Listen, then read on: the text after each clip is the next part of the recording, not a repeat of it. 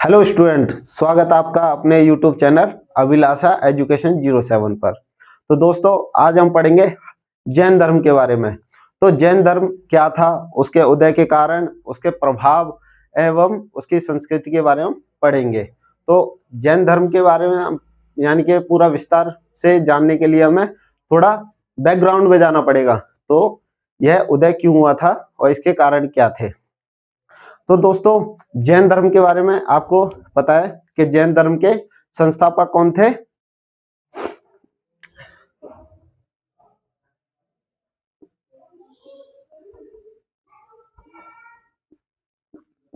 जैन धर्म के संस्थापक जैन धर्म के संस्थापक कौन थे? महावीर स्वामी जी।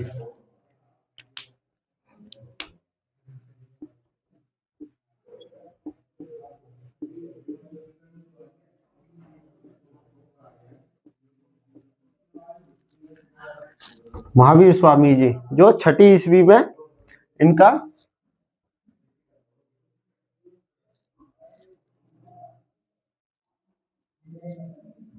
छठवीं ईस्वी पूर्व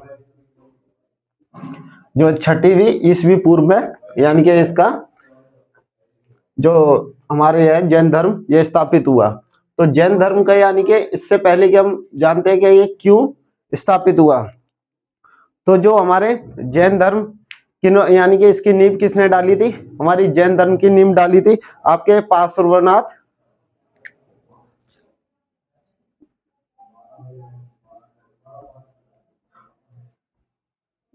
जैन धर्म की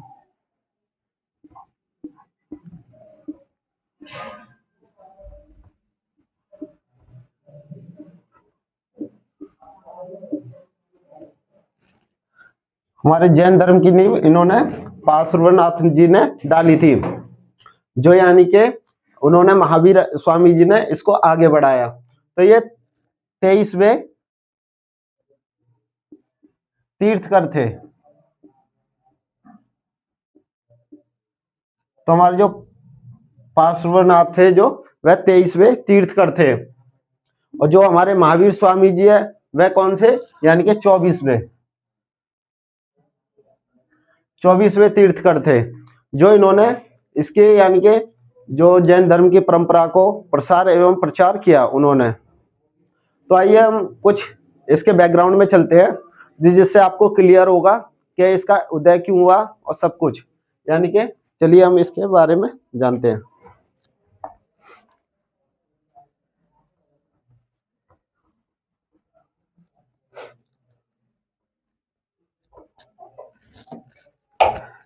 दोस्तों, 6वीं शताब्दी ईसा पूर्व यानी कि मध्य गंगा क्षेत्र में, यानी कि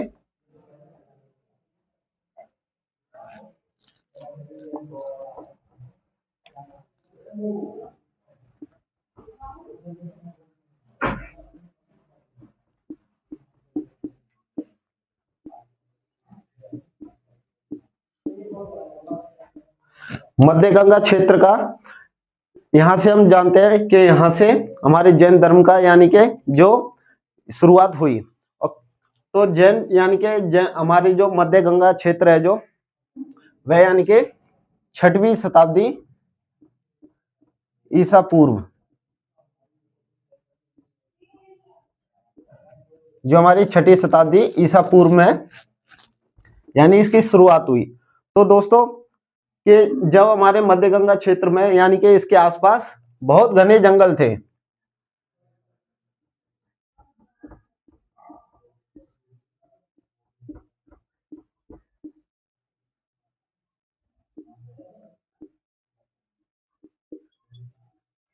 घने जंगल थे। तो ये घने जंगल थे, तो यानी कि जंगलों को काटने के लिए यानी कि लकड़ी या हाथों से पर्याप्त नहीं था। तो इसके लिए जंगलों की कटाई के लिए वहां से यानी कि जो अपनी बस्तियां बसाने के लिए, और उसके लिए क्या किया गया? लोहे की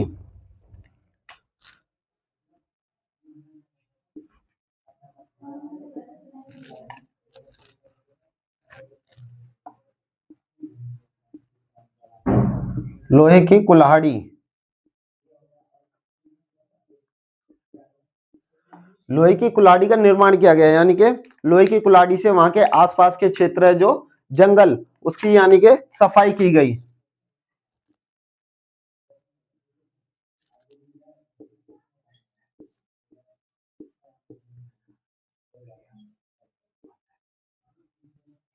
यानी कि वहां के जंगल की कटाई की गई, तो जिससे वहां पर आसपास के क्षेत्र हैं जो वहां साफ होते गए और लोगों का वहां पर बसावट होती गई।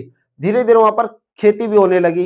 लेकिन दोस्तों, हम जैसे कुछ लोगों इतिहासकारों का मानना है या हम लोगों का मानना है कि उसके कुछ साक्ष्य क्यों नहीं मिले हमें, यानी कि उसका कुछ प्रमाण ही नहीं मिला हमें। तो प्रमाण मिलने के लिए यानी कि वहां पर एक गलती थी वहां पर, कि जैसे मान लीजिए वहां की मिट्टी जो यानी कि बहुत नमी थी वहां पर।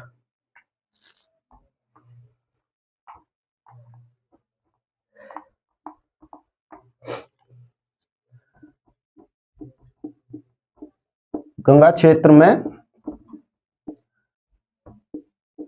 मिट्टी की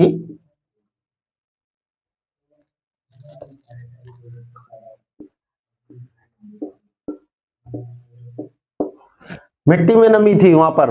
तो वहां पर क्या था, मिट्टी में नमी होने के कारण जो वहां के जो यानी कि वहां के जो कुल्हाड़ी वगैरह है वो वहां पर विलय हो गया उसमें, यानी कि वो गल गए वहीं पर। तो इसका कुछ साक्ष्य मिलता है हमें, यानी कि 8वीं से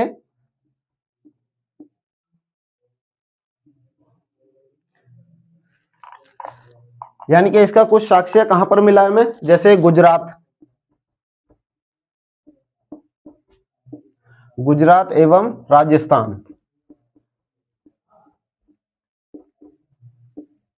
तो ये प्रॉपर यानी कि जो साक्ष्य है वो नहीं मिले, यानी कि अनुमान लगाया गया है कि यहाँ पर हमें साक्ष्य मिले हैं। तो ये कहां पर, गुजरात एवं राजस्थान। किस ईस्वी में,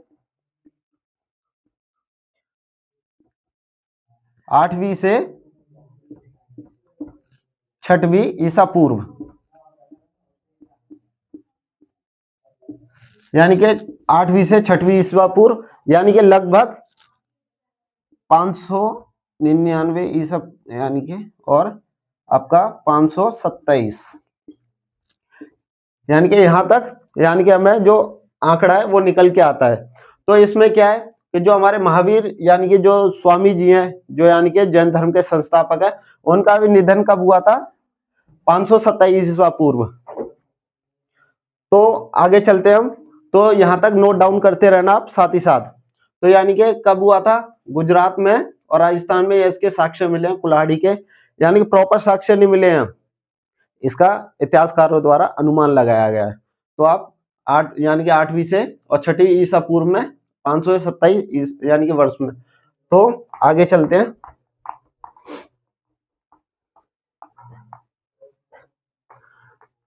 तो वहां पर क्या था, जैसे जैसे वहां पर आगे यानी कि बसावट होती गई, लोग यानी कि गंगा क्षेत्र की तरफ बसते गए।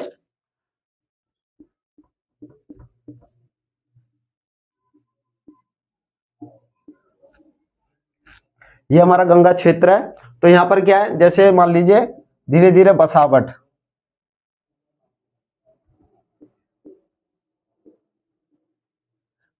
होती गई, और यहाँ पर कृषि कृषि कृषि ने यहाँ पर जन्म लिया, और यहाँ पर लोग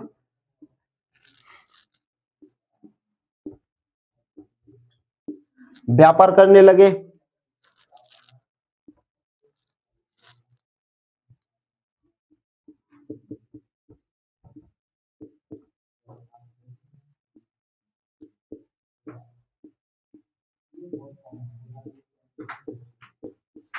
और लोग बाहर से आकर यहाँ पर बसते गए। तो और यहाँ पर ये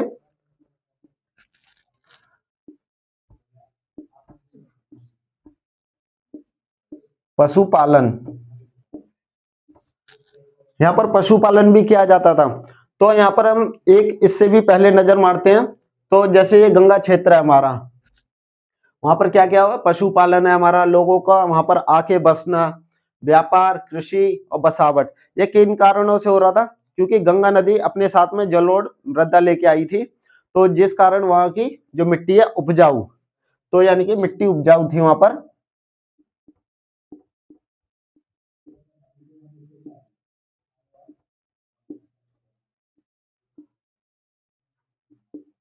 तो यानी कि मिट्टी उपजाऊ थी, तो जिस कारण से यहाँ पर लोग यहाँ पर आके बसने लगे और यहाँ पर व्यापार यानी कि बसावट करने लगे, और यहाँ पर धीरे धीरे लोग आपस में मिलजुल के रहने लगे, जिसके कारण और वहां पर, और आपको एक चीज और बता देता हूं मैं, जैसे मान लीजिए हमारे यानी के 4 वर्ण है, ठीक है, 4 वर्ण, तो 4 वर्ण किस किस यानी के विभक्त हैं?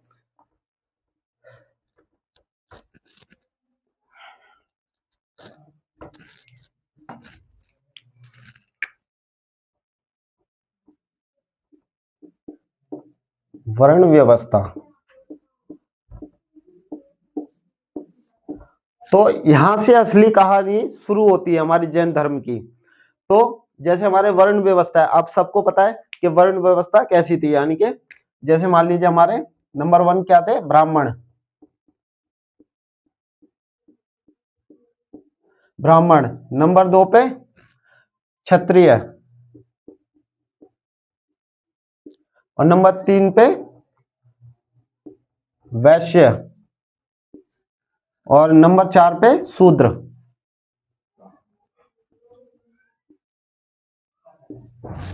तो नंबर यानी कि हमारे ब्राह्मण, क्षत्रिय, वैश्य, शूद्र, यानी कि ये 4 वर्ण थे। तो इसमें क्या है कि जैसे हमारे ब्राह्मण है और क्षत्रिय, वैश्य, शूद्र, इन चारों का, इन सभी के कार्य निर्धारित थे।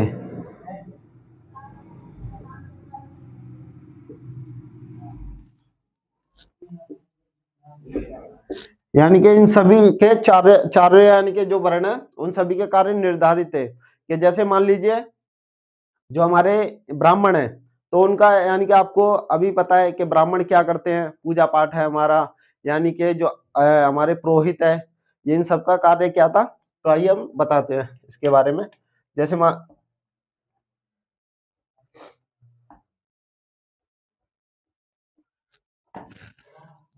जैसे हमारे पुरोहित हैं, यानी कि इनका कार्य क्या था, इनको पुरोहित भी कहा जाता है। जैसे हमारे पुरोहित होते हैं जो हमारे कर्म यानी कि क्रिया काठ वगैरह, जैसे किसी का जो कोई गुजर जाता है तो उसके क्रिया काठ वगैरह, पूजा पाठ कराना, तो वो इन सब चीजों में आते हैं।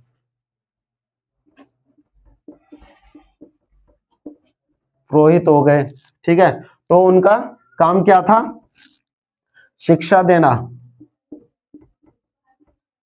शिक्षा प्रदान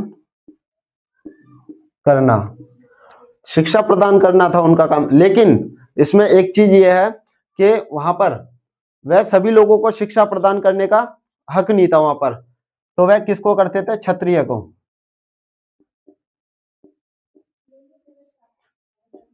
यानी कि क्षत्रिय लोगों को वह शिक्षा प्रदान करते थे। तो जिसमें क्या है कि जैसे शिक्षा क्षत्रिय लोगों को हो गया, और वहां पर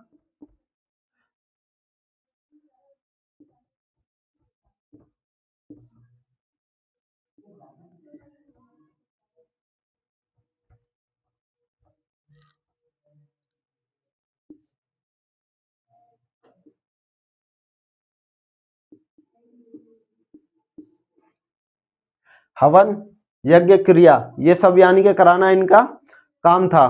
तो वह सब चीज करना इनका काम था। तो वह आगे आगे बढ़ता गया, और इनके यानी कि इनको विशेषता क्या मिली थी, तो वह मैं आपको बताता हूं।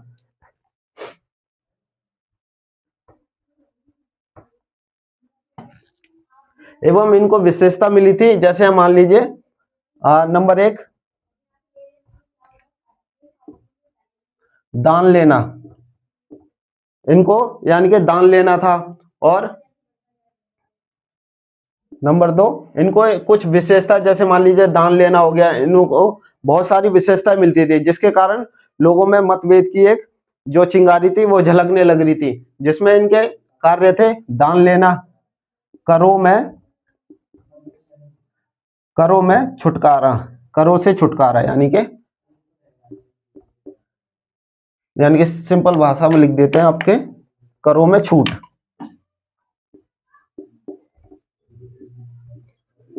करों में छूट, एवं जो हमारी यानी कि जैसे मान लीजिए हमने कुछ पाप किए या कुछ वैसे यानी कि पाप किए हमने, या कोई दंड हुआ या कोई गलती हो गई, तो उसमें क्या था कि पहले ना हम जैसे जन्म स्तर से यानी कि अगर हम ऊंचे कुल के हैं तो उसी हिसाब से हमारी यानी कि सजा कम होती थी। तो जो निचले स्तर का है जैसे हमारे शूद्र हो गए तो उनकी सजा उतनी ही बड़ी होती थी, यानी कि जो जितने ऊंचे कुल का जन्म है उसको उतना ही यानी कि महत्व और सजा कम मिलती थी। जो जितने नीचे कुल का है उसको सजा बहुत अधिक मात्रा में और यानी कि उसको नीचे ही उतना समझा जाता था। तो यानी कि उनको दंड में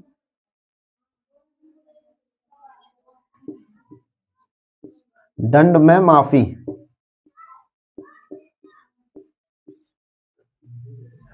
तो दंड में माफी ये इनका सबका था। तो दंड में माफी ये इनके कुछ विशेषाधिकार थे, तो जिसके कारण यानी कि जो ब्राह्मण थे इन सब में उनको यानी कि लाभ होता था, और वह यानी कि किसी वैश्य या किसी को यानी कि नहीं पढ़ाते थे, वह सिर्फ किसके यानी कि बच्चों या शिक्षा देते थे, गुरुकुल में जो क्षत्रिय होते थे उनको शिक्षा देते थे, और उनका जो है गुरु रहते थे उनको शिक्षा प्रदान करते थे और उन्हीं का मार्गदर्शन करते थे। बाकी जो हमारे वैश्य हैं यानी कि शूद्र हैं उनका मार्गदर्शन नहीं करते थे। तो जैसे हमारे धीरे धीरे बढ़ते जाते हैं तो जैसे जैसे यानी कि जो हमारे ब्राह्मण हैं उनके कुछ यानी कि जो लिखे हुए ग्रंथ यानी कि कानून है जो लोगों को पसंद नहीं आए, तो जिससे लोगों के अंदर विद्रोह की भावना पैदा हो रही थी।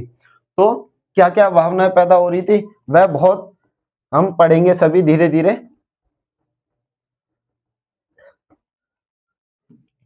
क्षत्रिय के बारे में पढ़ते हैं, यानी कि क्षत्रियों का कार्य क्या था।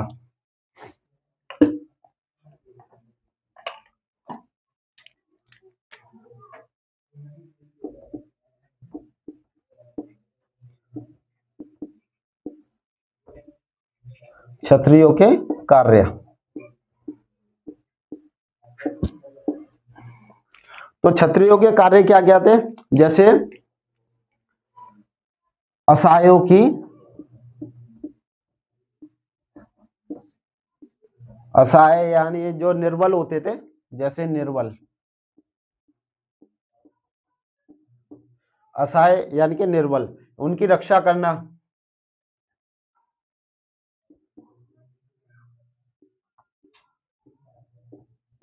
उनकी रक्षा करना, ठीक है, ये रक्षा करना हो गया। और दूसरा दान लेना, यानी कि जो सॉरी जो करों में यानी कि जो कर होते थे उसको वसूलना, करों को वसूल करना, यानी कि ये इनके कार्य थे। और यानी कि और क्या तीसरा कारण क्या था कि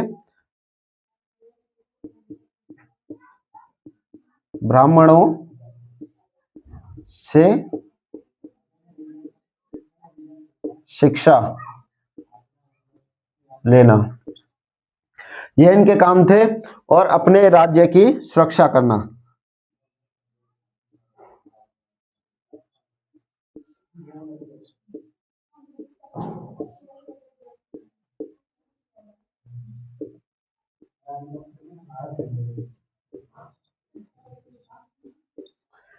तो ये इनके काम थे, यानी कि अपने राज्य की सुरक्षा करना, असहाय या निर्बल उनकी रक्षा करना, और अपने करों को वसूल करना, ब्राह्मणों से शिक्षा लेना। अब कर यहाँ पर कितने यानी कि प्रकार से वसूल करते थे, कई तरीके से कर लेते थे। जैसे आपका हो गया फसल, यानी कि फसल के रूप में,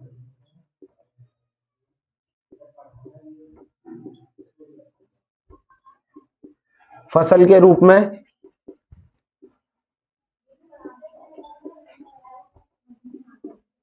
मुद्रा के रूप में,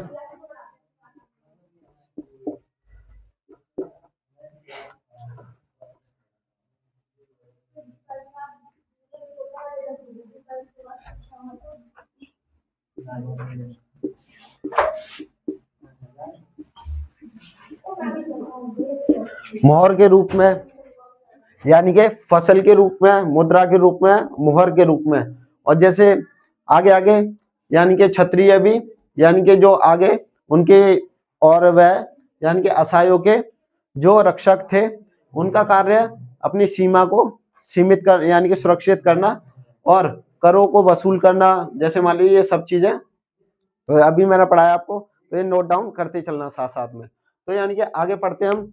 अब इसके बाद में तीसरे नंबर पे क्या है आपका, क्या है, शूद्र या वैश्य, बताइए, वैश्य।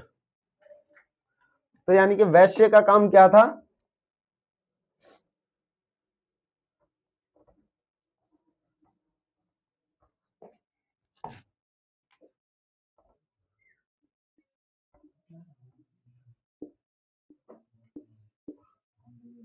वैश्य। तो दोस्तों पता है ना आपको कि वैश्य ये सिर्फ नाम ही नहीं है, ये यानी कि एक ब्रांड था उस समय। तो असली खेल हमारा जैन धर्म का यहीं से शुरू होता है। आपको पता है हकीकत में जैन धर्म का हमारा खेल यहीं से शुरू होता है, वैश्य से ही। तो वैश्य यानी कि कुछ लोग मानते हैं जो वैश्य होते हैं जो अपने जो यानी कि गलत स्त्री होते हैं, वैश्य यानी कि अपना जो व्यापार बना लेते हैं वो सब चीज नहीं, उस समय यानी कि जो हमारे कर्म कांड थे उन्हीं पे डिपेंड था। जैसे 4 वर्ण हमारे ब्राह्मण क्षत्रिय वैश्य शूद्र, तो उसी में से एक मुख्य ये भी थे। तो इनको यानी कि इनको भी कुछ विशेषाधिकार प्राप्त थे, जैसे जनेऊ पहनना,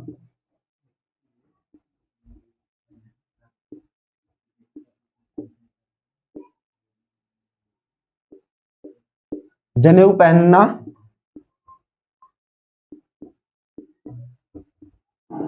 शिक्षा ग्रहण करना,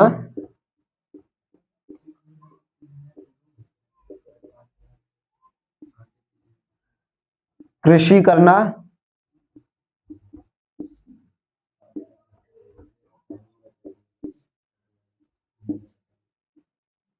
व्यापार करना,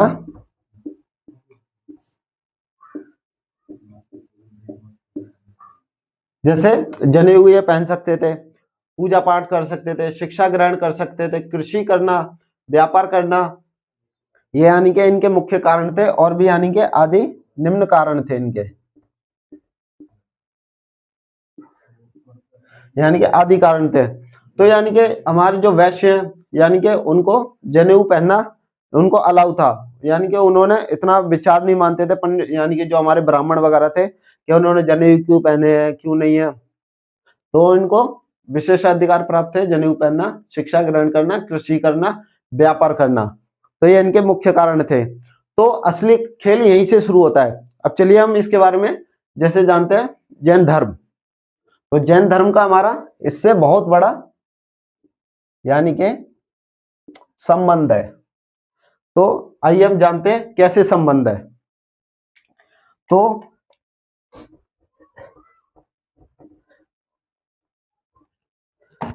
जैसे आप तो जानते हो कि जैसे पिछले यानी कि जो हमारे कई साल पूर्व पहले जैसे आक्रमण होते थे, फसलें नष्ट होती थी, तो आक्रमण के कारण फसलें नष्ट होना, है ना, व्यापार नष्ट होना, लोग मरना, पशु पक्षी मरना और आर्थिक संकट होना, कृषि और इन सभी यानी कि बहुत यानी कि दिक्कतें होती थी लोगों को। तो उन्होंने क्या सोचा कि बार बार इन सब चीजों से आपस में यानी कि एक राजा दूसरे राजा से लड़ते थे, राजा से राजा का लड़ना।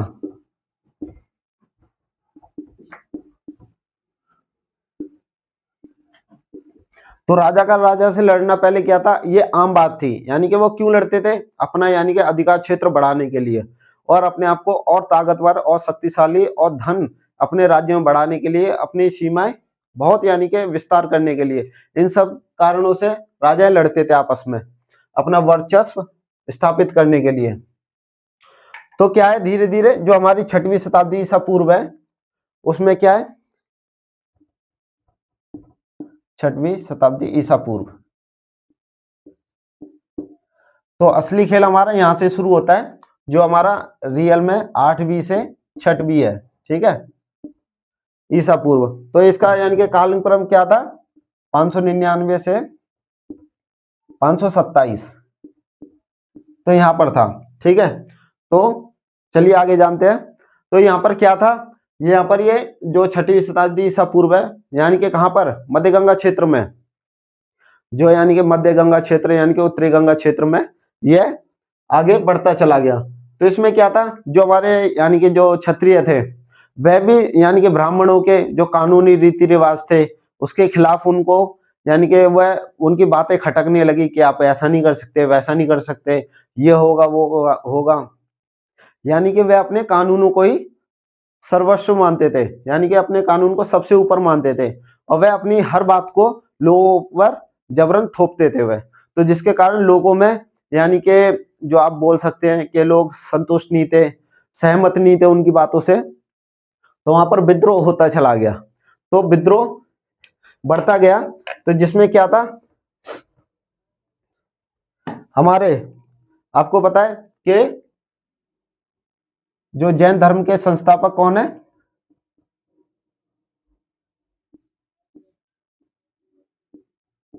महावीर स्वामी।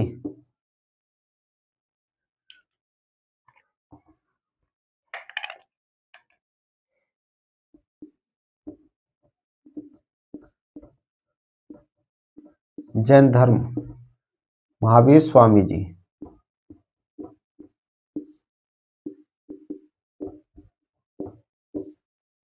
जो महावीर स्वामी जी हैं, और हमारे यानी कि एक उसी समय यानी कि बौद्ध धर्म भी था, यानी कि बौद्ध धर्म भी पनपा था।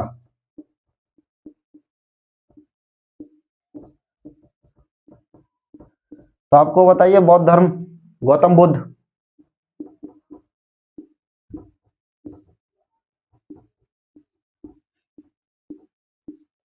यानी कि जो गौतम बुद्ध थे हमारे, इनके संस्थापक थे। तो इसमें क्या है कि धीरे धीरे जो हमारी जैन धर्म है और यानी कि और बौद्ध धर्म है, यह यानी कि इन्होंने इनकी स्थापना की। तो ये क्या थे, ये भी क्षत्रिय थे, यानी कि गौतम बुद्ध और महावीर स्वामी जी ये दोनों भी क्षत्रिय थे। तो इन्होंने भी यानी कि इसके यानी कि जो जो ब्राह्मणों के यानी कि जो 4 वर्ण है, यानी कि हमारे 4 वर्णों में स्थापित है, तो उसके खिलाफ इन्होंने आवाज उठाई। तो जो हमारे वैश्य हैं, जो वैश्य है हमारे, तो उन्होंने क्या किया, हमारे महावीर स्वामी जी है और गौतम बुद्ध है, उनके शिष्य को अधिक मात्रा में दान देना स्टार्ट कर दिया। और उन्होंने क्या किया कि उन्होंने क्यों दान दिया, आपको पता है,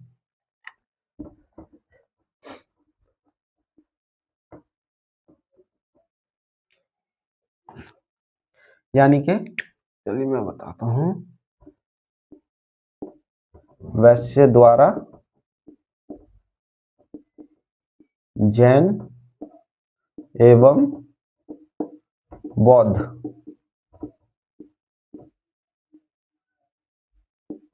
धर्म को दान देना। यानी कि कई कारणों से इन्होंने यानी कि जैन धर्म और बौद्ध धर्म के जो अनुयायी यानी कि जो कार्यकर्ता थे उनको दान देना शुरू कर दिया। यानी कि उन्होंने दान दिया था कई कारणों पे, क्योंकि वह शांति का जो संदेश थे वो फैलाते थे, यानी कि वह अहिंसा की बातें करते थे, अहिंसा की बातें करते थे। तो अहिंसा की बातें करते थे जिसमें क्या है कि लोग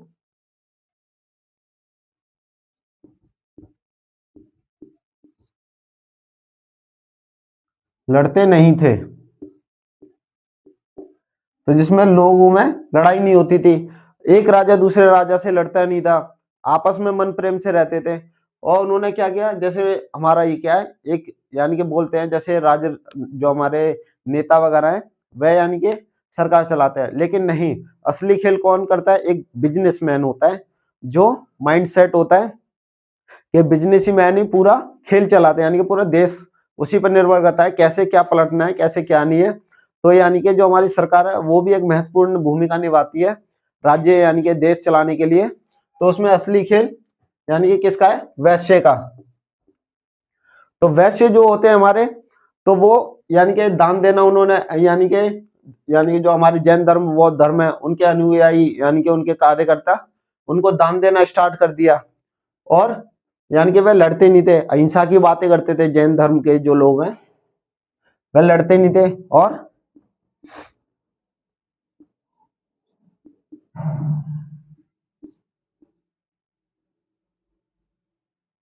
मूर्तिकार नहीं थे।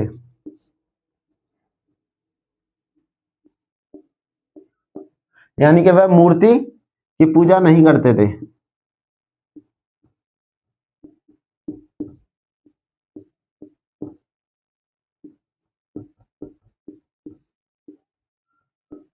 यानी कि मूर्ति की पूजा नहीं करते थे। वह क्या मानते थे कि सबके अंदर भगवान है और हमें सबसे मन प्रेम से रहना चाहिए और प्यार से बोलना चाहिए। तो जो हमारे जो जैन धर्म के यानी कि जो अनुयायी थे उसमें पहले कुछ लोग यानी कि समर्थन में आगे आए। जैसे मान लीजिए 6वीं शताब्दी ईसा पूर्व में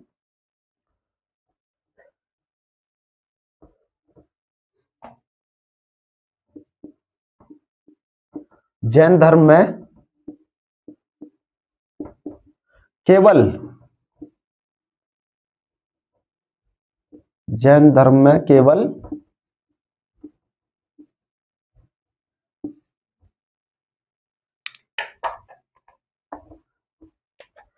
शुरुआती दौर में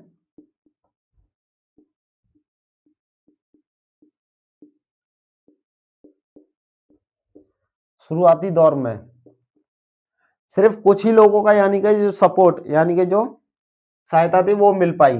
जैसे हमारे यानी कि 14,000 यानी कि सिर्फ यानी कि 14,000 लोगों का सपोर्ट ही मिल पाया था। तो जिसमें महिलाएं एवं पुरुष पुरुष महिलाएं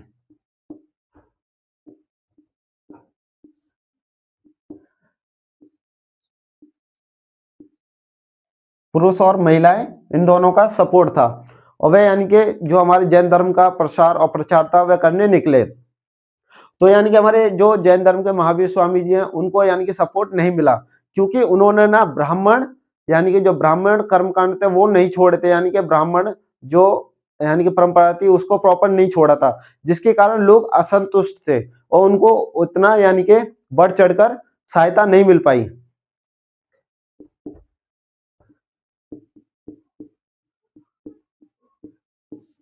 ब्राह्मण पद्धति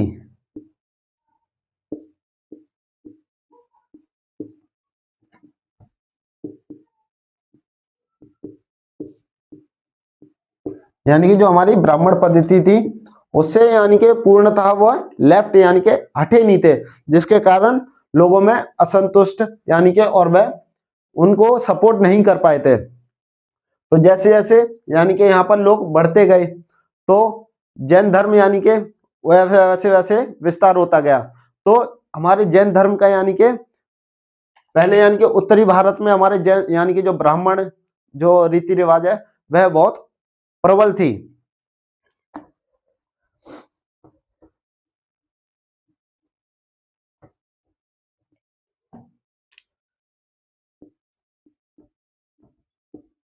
उत्तरी भारत में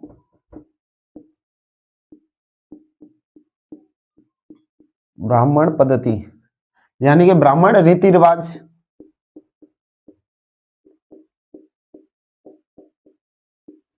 रीति रिवाज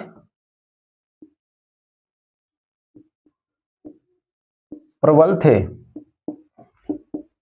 यानी कि वह रीति रिवाज बहुत प्रबल थे, लेकिन वहीं पर जैसे बोलते हैं ना एक स्ट्रॉन्ग पॉइंट होता है तो एक वीकनेस पॉइंट होता है।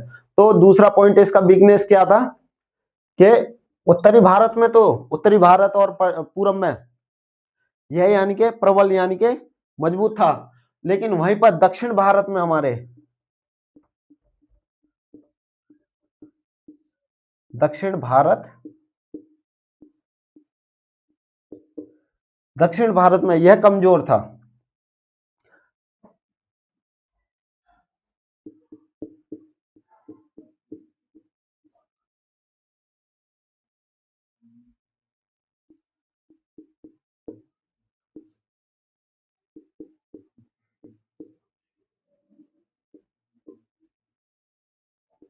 यानी कि बोलबाला नहीं था दक्षिण भारत में। तो दक्षिण भारत में उतना बोलबाला नहीं था, तो वहां पर इस जैन धर्म की कमान किसने संभाली थी, यानी कि चंद्रगुप्त, यानी कि सम्राट, क्या नाम है पूरा नाम उनका, सम्राट चंद्रगुप्त मौर्य। तो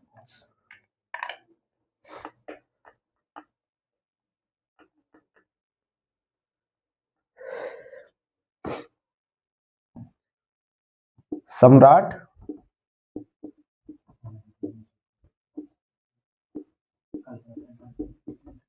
चंद्रगुप्त मौर्य। तो जो हमारे सम्राट चंद्रगुप्त मौर्य थे, उन्होंने इसका प्रचार प्रसार किया। उन्होंने यानी कि सम्राट चंद्रगुप्त मौर्य ने जैन धर्म का अपना लिया, पूरी तरह अपना लिया, पूरी तरह अपना लिया। और अपने साथियों और यानी कि प्रजा को भी बोला कि आप जैन धर्म का यानी कि समर्थन कीजिए। यानी कि इसमें क्या है, इसमें आपको अहिंसा देखने को नहीं मिलती, और इसमें सही आचरण देखने को मिलता है, और लोगों को भेदभाव नहीं किया जाता है, और लोगों में एक दूसरे को सपोर्ट करके यानी कि सभी को एक समान माना जाता है। तो यानी कि जैन धर्म यानी कि जो गौतम हमारे सम्राट चंद्रगुप्त मौर्य है, तो उन्होंने पूरी तरीके से अपना लिया और अपना राज्य छोड़ दिया।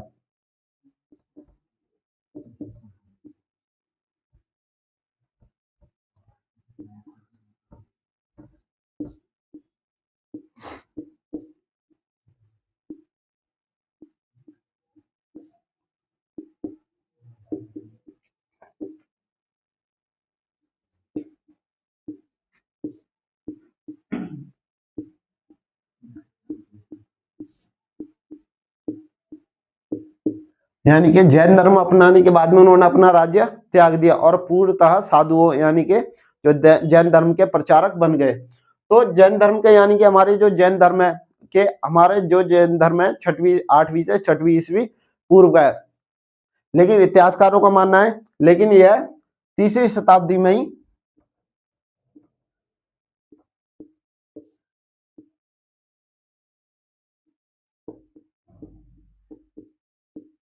3री शताब्दी में अशोक के समय ही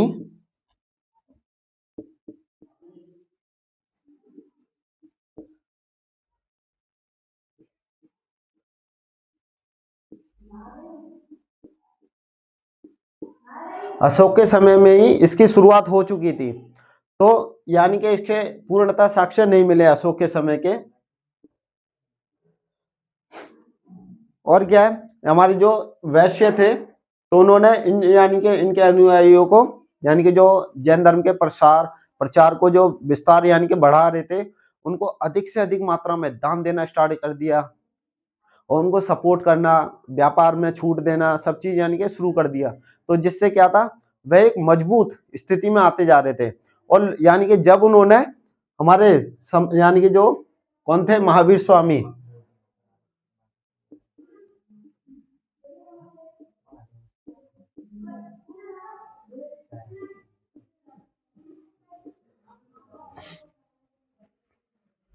जो यानी कि हमारे महावीर स्वामी जी हैं, उन्होंने जब अपना साधु संघ यानी कि जो पूर्णतः जो ब्राह्मण यानी कि जो पद्धति थी उसको छोड़ दिया, तो लोगों का धीरे धीरे बढ़ चढ़कर भाग लेना, यह जैन धर्म और बौद्ध धर्म के यानी कि एक विस्तार के लिए बहुत ही लाभदायक था।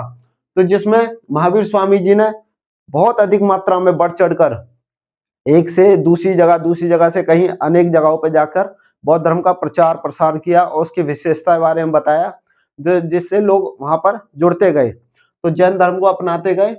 और हमारे यानी कि जो वैश्य है, उन्होंने भी जो जैसे वो सामान खरीदने जाते थे तो उसमें करों में छूट और वह अधिक मात्रा में दान देते थे। तो जिन्होंने क्या किया, यानी कि वहां पर एक विद्रोह की भावना पैदा की।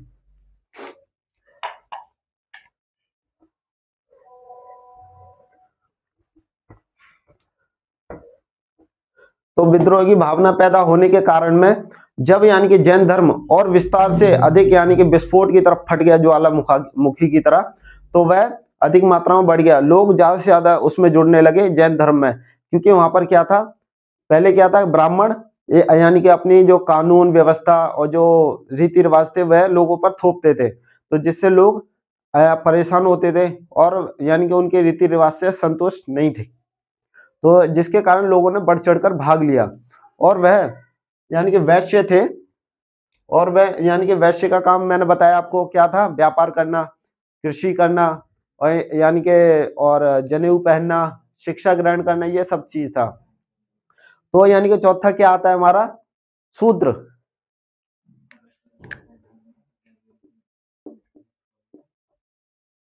शूद्र, तो यानी इससे आप समझ ही जाते हो कि शूद्र थे जो निचले स्तर के थे। तो इनका कार्य क्या था, तो यानी कि इनके बारे में आपको बता देता हूँ कार्य बताने से पहले कि इनको किस किस चीजों से वंचित रखा जाता था।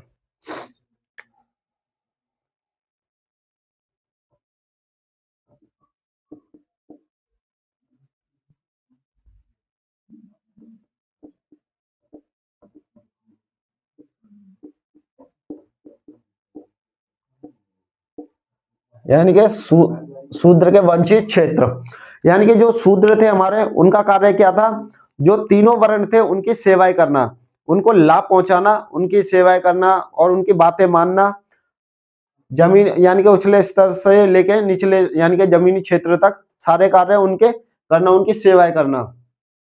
तो यानी कि उनको शिक्षा से वंचित रखा गया।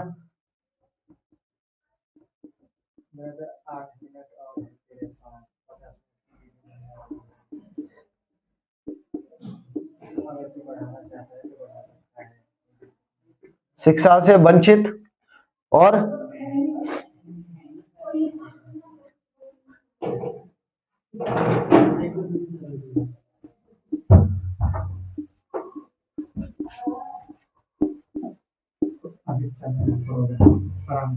शिक्षा से वंचित और व्यापार से वंचित।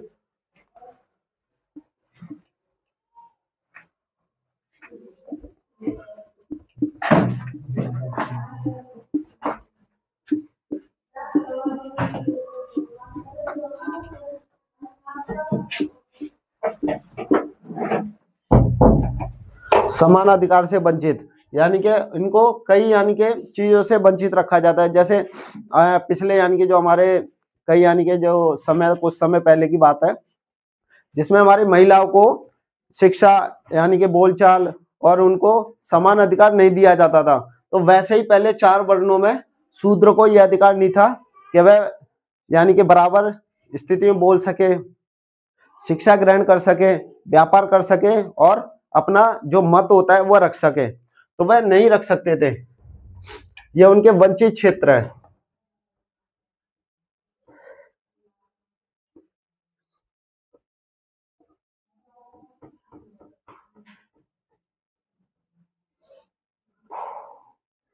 जो हमारे शूद्र होते थे वह एक यानी कि जो ऋण पद्धति थी, बोलते थे कि यह जन्म स्तर अधिकार है। जो हमारे किसका कहना था, ब्राह्मणों का, कि ये हमारे जन्म स्तर अधिकार है।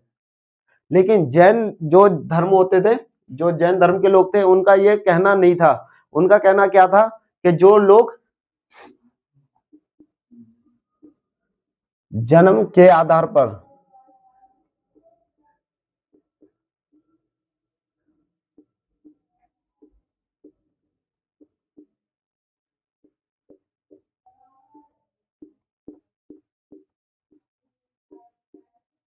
यानी उनका कहना था जैन धर्म के लोगों का कि वह जन्म के आधार पर कार्य नहीं कर सकते। यानी कि मान लीजिए शूद्र का बेटा है, तो क्या उसको आगे बढ़ने की यानी कि वो है ही नहीं है क्या उसको, तो उसके शिक्षा क्षेत्र में यानी कि शिक्षा आएगी नहीं उसके अधिकार में, तो वह आगे बढ़ेगा ही नहीं। तो जैन धर्म के लोगों का कहना था कि वह जो शूद्र है वह एक ब्राह्मण के यानी कि जो शिक्षा यानी ग्रहण करके और अपना शादी यानी कि जो क्रियाकांड है वह सब कर सकता है।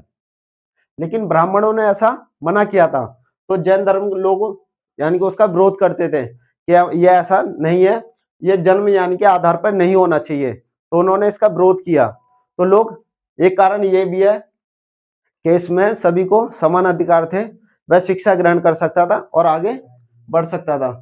तो बौद्ध धर्म भी ये मानता है कि हम जन्म यानी कि जन्म के आधार पर किसी को वर्ण व्यवस्था से बांध नहीं सकते। यानी कि मान लीजिए यानी कि जो ब्राह्मण का बेटा है, ठीक है, ब्राह्मण का बेटा है, वह मांस मछली और ये सब खाता है, तो क्या वो ब्राह्मण कहलाएगा? उसके यानी कि जो शिक्षा है वो ऐसी वैसी ही रहेगी? वह पूजा पाठ कर सकता है? नहीं कर सकता। और एक शूद्र का बेटा जो यानी कि मांस मदिरा नहीं करता है, गलत आचरण नहीं करता है, और वह यानी कि उच्च जो विद्वान गीता पाठों का ज्ञान करता है, शिक्षा का यानी कि फैलाव करता है, तो वह यानी कि ब्राह्मण बन सकता है। तो ये हमारे यानी कि शिक्षा के आधार पर होना चाहिए, तो हम इसे नहीं बांध सकते।